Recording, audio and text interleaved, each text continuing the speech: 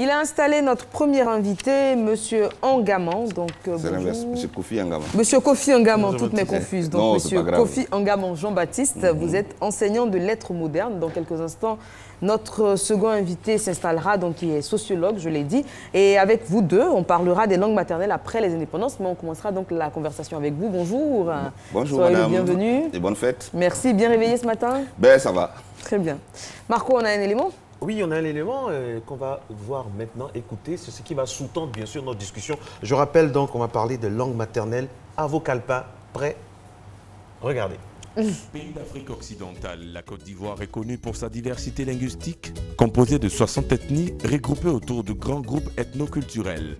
En effet, la Côte d'Ivoire, de manière générale, est le fonctionnement de la culture et partant de la science. Elle est aussi un facteur de paix et de cohésion. Mais on parle la langue maternelle pour définir la langue native ou première langue apprise à une personne dans sa petite enfance. Autrement dit, c'est la langue acquise de manière tout à fait naturelle par le biais de l'interaction avec l'entourage de l'immédiat. Ancienne colonie française, la Côte d'Ivoire a hérité du français comme langue officielle. Ce qui de prime abord pose la problématique de la survie de nos langues maternelles, car de manière générale, nos langues sont aujourd'hui phagocytées et en voie de disparition pour certaines. Il faut surtout savoir que plus de la moitié des enfants nés en ville et parfois au village ne parlent pas leur langue maternelle. À qui la faute? Ben moi je pense que ça dépend des enfants, des parents. Les parents en général parlent le français à la maison, nous parlons le français, nous échangeons avec les enfants en français. Quand les enfants partent à l'école aussi c'est en français.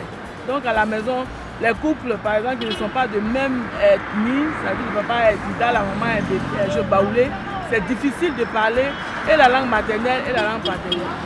Donc du coup, on se retrouve avec deux ethnies différentes, donc c'est pas facile d'échanger avec les enfants. Pour moi, en tout cas, pour que les enfants puissent parler leur langue maternelle, il va falloir que les parents puissent parler leur langue avec leurs enfants à la maison pour le bout du temps qu'ils ont à passer avec leurs enfants. En plus de cela, l'on peut noter la crainte d'être victime de certaines pratiques occultes supposées plus actives dans les villages, l'opportunité d'apprendre et de parler notre langue maternelle dans un monde où les langues vivantes étrangères semblent donner des perspectives plus reluisantes. Plusieurs initiatives sont menées, à commencer par la reconnaissance d'une journée internationale de la langue maternelle, célébrée chaque 21 février de chaque année. Au niveau national, des actions sont menées par différentes institutions et groupes de personnes autour des objectifs de susciter l'intérêt des populations pour les langues maternelles, créer les conditions de leur apprentissage et contribuer à leur pérennisation. Ainsi, parmi ces nombreuses solutions proposées, l'apprentissage de la langue maternelle à l'école primaire semble être la plus nécessaire, même si cela semble ne pas trouver l'assentiment de tout le monde. L'introduction de la langue maternelle au niveau de l'école, c'est bien, mais je suis un peu... Enfin, moi, je serais un peu jaloux. Jaloux parce qu'ils vont peut-être introduire sur les 100 et quelques langues là, une seule langue, qui ne sera pas peut-être moi ma langue. Est-ce que vous voyez? Moi, chacun va imposer sa langue, ce qui serait difficile. Moi, j'aimerais que l'enfant parle ma langue. Yakuba ou bien Toura. Mais en introduisant, vous allez choisir quelle langue? Ça me rendra peut-être jaloux si par exemple on choisit le baoulé ou bien le djoula. En tout cas, ça sera une bonne chose parce que c'est vrai, les parents ne parlent pas souvent les langues avec les enfants, mais il y en a qui sont quand même curieux. Moi, mes enfants qui me reprochent souvent le fait que je ne parle pas la langue maternelle et des fois même ils vont jusqu'à me poser des questions dans la langue maternelle et je leur dis, par exemple, telle partie de ce corps est nommée comme ça en langue maternelle et voilà certains comportements du village. Donc je pense qu'il serait vraiment très judicieux d'introduire même la langue maternelle au sein de l'éducation nationale. Il convient de rappeler que si la langue est un élément d'affirmation de la culture d'un peuple, il nous faudra donc accepter de lui redonner toute sa place dans ce nouveau monde et laisser ainsi un héritage culturel aux générations futures. Voilà, le décor est planté, notre invité a installé. Marco, moi, première, enfin, c'est même pas une question, hein. On a sur ce plateau Monsieur Angaman, Monsieur Kofi. Oui, Angaman, non, Angaman. Monsieur Angaman, donc, qui est Annie, Marco, vous également, moi, oui. Baouli Kodé. Vous parlez votre langue? Ah oui, bien sûr. Vous pouvez dire bonjour. Je suis né avant l'indépendance. Vous pouvez dire bonjour à tout le monde, voilà, regardons la caméra en face de vous. Et vous. Oui, Ouais. Marco? Avec l'accent. Oui, c'est la même chose. Ok, alors, voilà, vous êtes professeur de lettres. La question s'adresse pas au professeur de lettres, mais à l'homme qui est né avant les indépendances, Oui, comme bien vous le sûr. dites si bien. Pourquoi et comment en sommes-nous arrivés là? À ne pas parler la langue Oui, parce que maternelle. le constat est clair, hein, les langues tendent Je à crois que disparaître. c'est dû à un contexte social. C'est dû au fait que, avant les indépendances, souvenez-vous, pour ceux qui allaient à l'école, il était formellement interdit On de peut pas se parler... souvenir, nous, on n'était Oui, pas oui, nés. mais je vous informe. Oui, et d'accord. avant les indépendances, et même quelques temps après, il était formellement interdit de parler nos langues à l'école. Oui. Il y avait même ce qu'on appelait le symbole. Il y avait le symbole. symbole. Le Quand symbole. on parlait votre langue maternelle, il y avait une forme de punition publique qui consistait à vous accrocher au cou. Wow. Le symbole qui était composé d'objets répugnants, des carapaces de tortue, de l'escargot, ce genre de choses que vous portez. Et vous guettez l'autre qui parlait sa langue maternelle afin que vous lui remettiez le symbole.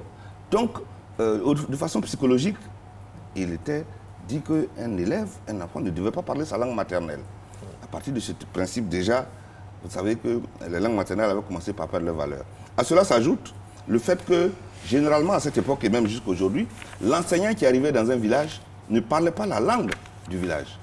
Donc, pour s'adresser à l'enseignant et aux enfants, il était pratiquement obligé de s'exprimer exclusivement en français. Compte tenu de ce fait, alors, l'enfant ne peut pas parler sa langue maternelle. Le troisième facteur, c'est qu'il y a eu un développement rapide des villes.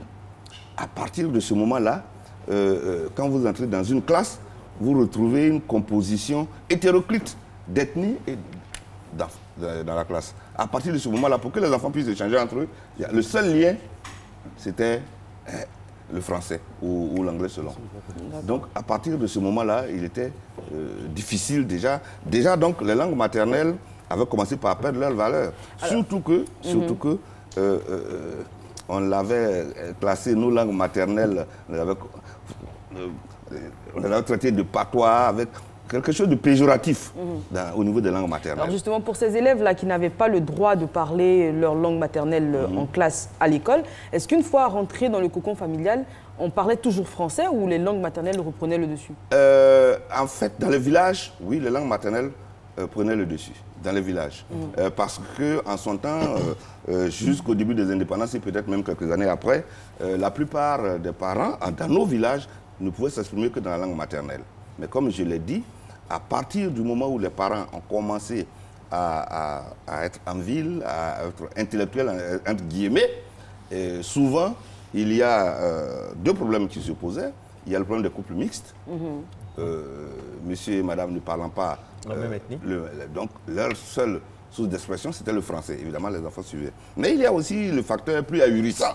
C'est le fait que le couple même parle la même ethnie. Mais ils s'expriment à la maison en français. Et puis les visiteurs qui arrivent, on leur parle en français. Donc l'enfant, évidemment, il se met dans le moule de l'expression française.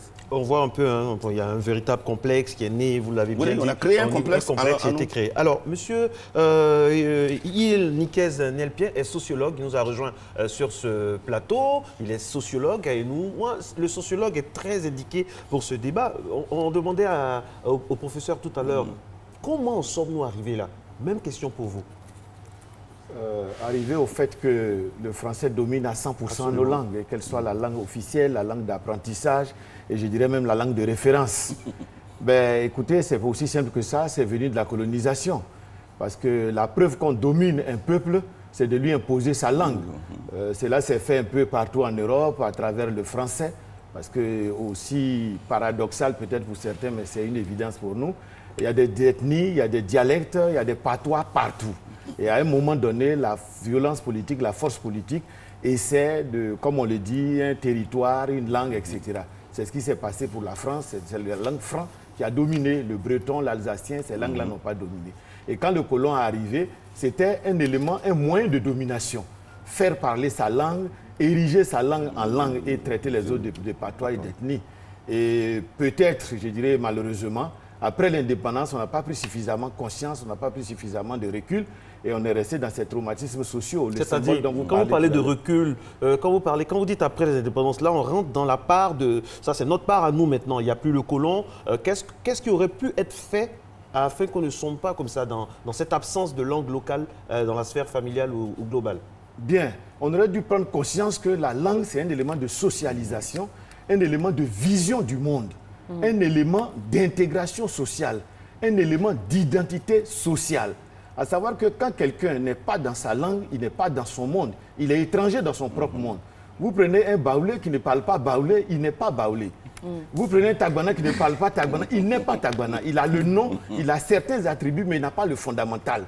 Le fondamental, c'est parler sa langue, réfléchir dans sa langue, progresser dans sa langue, évoluer dans sa langue, apprendre dans sa langue, se référer à sa langue, et ça nous confère une identité sociale.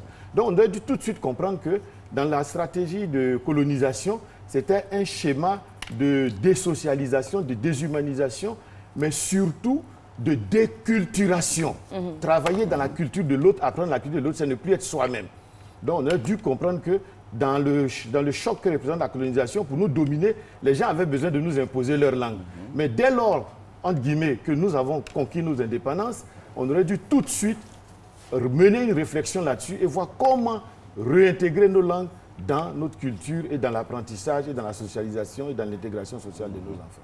Alors aujourd'hui, d'aucuns pourraient se poser la question de savoir qu'est-ce que ça apporterait encore en 2017 de parler sa langue maternelle. Vous avez parlé de la période post-indépendance, donc au lendemain des années 60. Aujourd'hui, en 2017, certains pourraient poser la question de savoir, on apprend à parler des langues telles que l'anglais, telles que le chinois même, par exemple, pour les affaires, etc.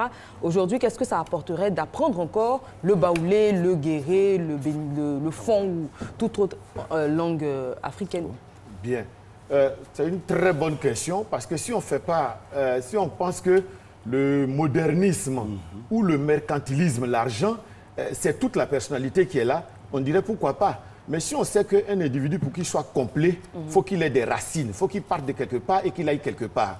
Donc le couper de ses racines, même si nous sommes en 2017, en 2020, en 2025, il reste toujours à moitié homme.